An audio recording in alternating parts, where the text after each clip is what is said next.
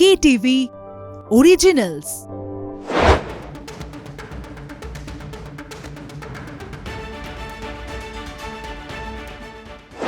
শুরু করছি আজকে stadium bulletin powered by 1x bat. এই মুহূর্তে ইডেন গার্ডেন্সে রয়েছি এবং ইডেন গার্ডেন্সে প্র্যাকটিস চলছে দুটি দলের, একদিকে কলকাতা নাইট রাইডার্স এবং অপরদিকে দিল্লি ক্যাপিটালস। এই মুহূর্তে দুটি দলের অবস্থা যদি বলি তাহলে পয়েন্টস টেবিলে একটি দল দ্বিতীয় স্থানে রয়েছে 5টি ম্যাচ জিতে। কলকাতা নাইট রাইডার্স এই মুহূর্তে দ্বিতীয় স্থানে রয়েছে, যদিও 261 করে গত ম্যাচ কিন্তু হারতে হয়েছে।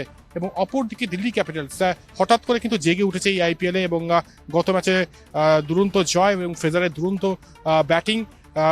পঞ্চম স্থানে রয়েছে দিল্লি ক্যাপিটালস এই মুহূর্তে 10 পয়েন্ট নিয়ে।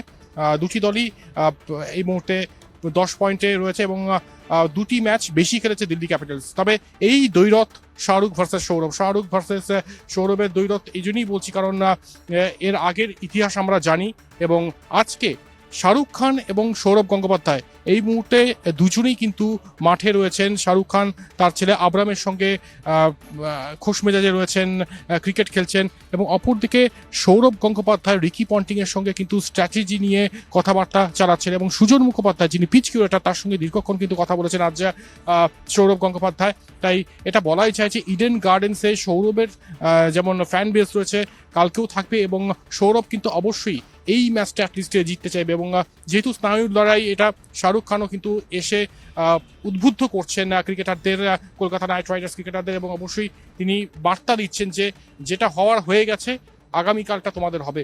এবং শাহরুখ অবশ্যই আশাবাদী যে কলকাতা নাইট রাইডার্স জয়ের স্মরণীতে আবারও ফিরবে।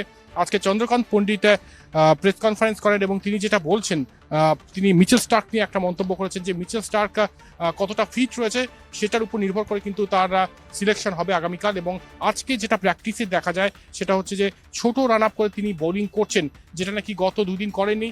আজ কিন্তু ছোট রান আপ নিয়ে তিনি বোলিং করছেন। এটা দেখার বিষয় হবে যে মিচেল স্টার্ক আগামীকালের ম্যাচে আসেন কিনার দলে।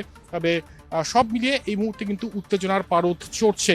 রিকি পন্টিং পিচ পরিদর্শন করেন, সৌরভ গঙ্গোপাধ্যায় পিচ পরিদর্শন করেন এবং একই সঙ্গে দুটি দলের ক্রিকেটাররাই কিন্তু এই মুহূর্তে নিজস্ব স্ট্র্যাটেজি, নিজস্ব গেম প্ল্যান, প্রত্যেক ক্রিকেটারদের জানা উচিত তাদের কি রোল, যেটা নাকি এর আগে কেকেআর টিম ম্যানেজমেন্ট বা কেকেআর থিঙ্ক ট্যাঙ্ককে বলতে শোনা যায়।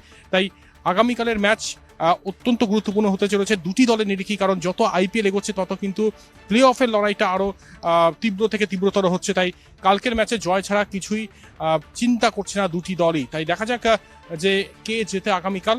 তবে এই মুহূর্তে এমনিই গরম, তবে আরও যেন উষ্ণতা বাড়িয়ে দিয়েছে সৌরভ শাহরুখের উপস্থিতি এই ক্রিকেটের নন্দন কারণে। এখানেই শেষ করছি স্টেডিয়াম বুলেটিন দেখার জন্য অবশ্যই লগ ইন হতে হবে কলকাতা টিভি অনলাইনে এবং একই সঙ্গে আমাদের ফেসবুক, ইউটিউব তো রয়েছে Kolkata TV sports Facebook page এবং একই সঙ্গে আমাদের digital broadcast partner daily hunt তো রয়েছেই, সেখানে উঁকি মারতে ভুলবেন না।